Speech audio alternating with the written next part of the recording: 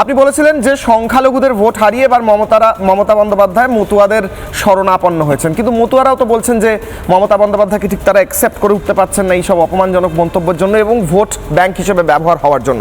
উত্তর, দেখুন, আজকে যেটা দেখলাম যে এতদিন মুসলিমদের মধ্যে দ্বন্দ্ব মারপিট এটা শুরু করেছিলেন মমতা বন্দ্যোপাধ্যায়, এবং সেই করে কিছুদিন কিন্তু মুসলিমদের মন জয় করেছিলেন। এখন মুসলিমদের চোখ খুলে গেছে, তারা জানে, বিশেষ করে শিক্ষিত মুসলিমদের তাদের চোখ খুলে গেছে। তারা জানে ভাঙড় থেকে শুরু করে সমস্ত জায়গায় মুসলিম কেমনভাবে লেলিয়ে দেওয়া হয়েছে। ছোট্ট তামান্না, তাকে আপনারা বোমার আঘাতে মেরে ফেললেন, এটা কিন্তু সে তামান্না মুসলিম সম্প্রদায়ের সেলিব্রেশন চলছিল স্যার, ঠিক সেলিব্রেশন। তার বলি হলো একটা মানে ছোট্ট একটা শিশু।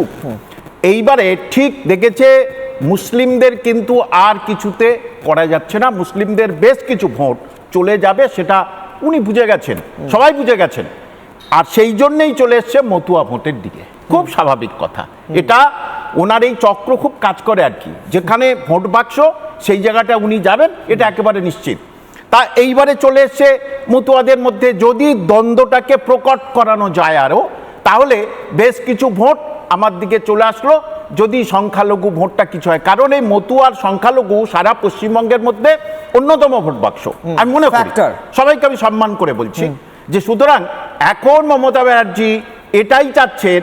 কারণ এখন সংখ্যালঘু আর কিছু নেই, কোনো কিছু নেই। কারণ সংখ্যালঘু এলাকায় তারা বলছে আসুন না, কবে এসআইআর হবে আসুন, দেখাচ্ছি, কোনো অসুবিধা নেই। আমরা যারা গর্বিত ভারতবাসী, আমাদের কোনো ভয় নেই। তাহলে উনি এই খেলটা খেলবেন এটা আমরা জানতাম, আমি ব্যক্তিগতভাবে জানতাম। কারণ মুসলিমদের বাড়িতে যাবার মতো মানসিকতা ওনার আর নেই।